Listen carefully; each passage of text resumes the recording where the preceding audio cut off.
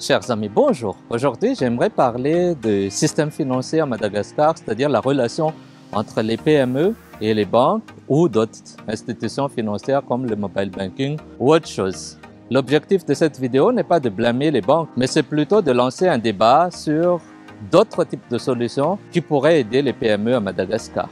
Avant de commencer, permettez-moi de me présenter rapidement. Je suis Prosper Antialoun, je suis entrepreneur depuis 2001, mais j'accompagne également les entreprises à travers des business coaching pour améliorer leurs performances stratégiques et financières. Aujourd'hui, on va parler du système bancaire à Madagascar avec quelques comparaisons avec ce que je connais en Allemagne, mais aussi un cas africain.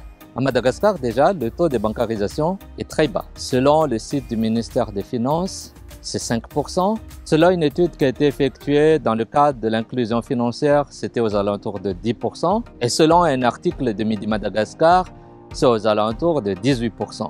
Donc, entre 5 et 18, dans tous les cas, c'est très faible en comparaison avec d'autres pays africains et régionaux. Dans un premier temps, j'aimerais vous proposer une comparaison grosso modo des frais bancaires. À Madagascar, les frais bancaires, les frais fixes tournent autour de 25 à 30 000 ariars par mois, c'est-à-dire entre 5 et 6 euros par mois. Ça rentre encore dans les cadres de ce qui se fait partout ailleurs dans le monde, mais là où ça devient compliqué, ce sont les frais de retrait de chèques ou les frais de virement. À Madagascar, quand on encaisse un chèque qui vient de notre établissement, dans notre établissement, ça peut prendre jusqu'à 72 heures. Donc la plupart des fournisseurs, déjà, ils ont peur que les chèques soient en bois. De deux, ils ne veulent pas attendre 72 heures pour avoir leur trésorerie. La plupart du temps, ils demandent un chèque volant qui n'est pas barré, qu'ils peuvent retirer tout de suite. Et le retrait de chèque coûte 10 000 ariars généralement dans les banques primaires à Madagascar, c'est-à-dire autour de 2 euros. Donc imaginez si vous payez un seul fournisseur par jour ouvrable sur les 22 jours, ça vous fait déjà 44 euros par mois de dépenses de retrait de chèques. Si vous ajoutez à cela des virements, parce que les virements coûtent 18 000 ariars, soit un peu plus de 3 euros par virement, vous faites le calcul. Parfois, les frais bancaires, quand on les assemble, ça peut représenter entre 2 à 5% du chiffre d'affaires d'une PME. C'est trop lourd. En comparaison, si je prends en Allemagne, c'est Deutsche Bank par exemple qui est ma banque, je prends ça parce que ce sont des faits réels. Le paiement des charges bancaires, c'est de 40 euros tous les trimestres. Et ces 40 euros, ils enlèvent tous les trimestres, sauf si on laisse plus de 5 000 euros dans notre compte. C'est-à-dire que si on laisse sur le trimestre minimum 5 000 euros à chaque fois, les frais bancaires sautent. En plus de cela, tout ce qui est retrait, virement, dépôt, tout est 0 euros. Donc ça, c'est déjà un gros avantage. Pareil, mais vous allez dire, Prosperin, il ne faut pas comparer l'Allemagne à Madagascar. Bon, prenons un autre pays que je connais à peu près, le Maroc. Au Maroc, le frais de tenue de compte mensuel est de 15 dirhams, c'est-à-dire 1,5 euro. Si on prend une banque où on paie trimestriellement, bon, je vais éviter de donner de nom de banque, que ce soit à Madagascar ou au Maroc, parce que je sais parfois c'est très compliqué. Ici, les informations sont transparentes. Donc, ce que je dis sur le Deutsche Bank, vous pouvez vérifier sur leur site web. Il n'y a pas de souci. Pour Maroc, sur les trimestres, parfois, le frais, c'est de 33 dirhams, c'est-à-dire 3 euros et des poussières, c'est-à-dire 1 euro environ par mois. Et il y a des banques qui proposent des packs PME où on ne paie pas ni le virement, ni les cartes bancaires, ni les retraits. Donc, ça vous revient à 3 euros à peu près tous les trimestres. Ce que je veux dire par là, c'est que ça étouffe les PME à Madagascar.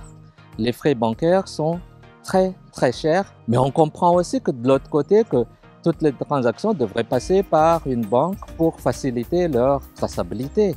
C'est-à-dire quand on reçoit des montants plus de 500 000 ariars, par exemple, selon le Code général des impôts, il faut payer soit par chèque, soit par virement, soit par mobile banking. En parlant de mobile banking, là encore, c'est un autre problème. Quand on fait entrer de l'argent dans le système, on paie des frais qui tournent aux environs de 4 à 5%. Donc voilà, on a son argent dans les téléphones. Quand on fait ressortir, c'est-à-dire on paie quelqu'un, c'est pareil, entre 4 et 5%. Donc il se peut que sur 100 milliards de gagnés, le client nous paye, ça rentre chez nous, on paye 5%. On paye un fournisseur avec, ça sort, on paye 5%. À la fin, les 100 milliards devient 90 milliards. C'est-à-dire qu'on perd 10%. Et faire 10% des marges, c'est déjà très difficile. Donc, admettons que votre entreprise fait entre 20 et 30% des marges. Si vous utilisez ce genre de système, un demi ou un tiers de vos gains partent en charge financière. Troisième point qui est compliqué, c'est le coût de l'emprunt. Quand on emprunte en Europe, on est aux alentours de 4%.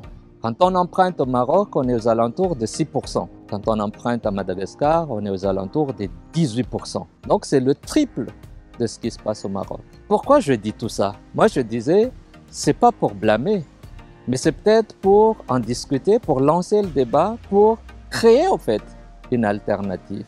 Une alternative aujourd'hui, ça peut être les banques coopératives.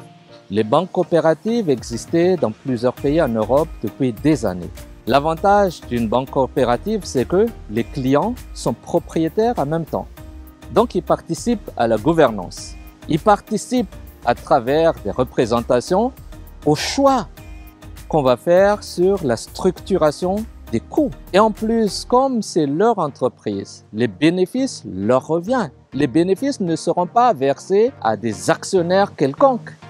Ça va revenir aux membres de la coopérative. Aujourd'hui, j'ai très envie d'encourager cette piste, de voir, de mettre en place. Bien sûr, les banques vont toujours être là. Il y a des grandes entreprises où ça ne représente pas grand-chose pour eux. Les grands groupes, les multinationales, en plus, ils font des transactions à l'international, donc ils ont besoin des banques. Mais pour les PME qui font 10 000, 20 000, disons jusqu'à 100 000 euros de chiffre d'affaires à l'année, parce que jusqu'à 400 millions, environ 80 000 euros, on n'est même pas assujetti à la TVA. On est considéré comme une PME. Donc, on paie ce qu'ils appellent l'impôt synthétique, 5% du CA. Les entreprises jouent le jeu. Ça leur permet de faciliter leur comptabilité, d'être à jour, d'être réglo. Il ne faut pas en plus qu'elles soient chargées par des charges financières exorbitantes. Je comprends, c'est la loi de l'offre et de la demande. Moins il y a de la demande, plus les coûts augmentent. Okay? Le taux de bancarisation est trop bas. Les flux qui circulent sont trop bas. Les charges pour les bureaux, le fonctionnement, les personnels et tout ça sont trop élevés. Donc les banques doivent s'adapter. Mais bien sûr, c'est comme dans tout business, ça ne doit pas se faire aux dépens des PME malgaches. Aujourd'hui, je ne suis pas le représentant de la PME. Les PME ont des structures. Il y a des associations de PME, des associations d'entrepreneurs. Mais aujourd'hui, en tant qu'accompagnateur des PME, je vois ça tous les jours. Je me dois de parler. Je me dois de tirer la sonnette d'alarme. Je me dois de proposer d'autres solutions. C'est pour ça que j'ai fait cette petite vidéo. Encore une fois, mon objectif n'est pas de heurter les sensibilités de tout un chacun. Mon objectif, c'est de proposer des alternatives pour le bien du plus grand nombre. Sur ce, chers amis, je vous dis à très bientôt. Au revoir.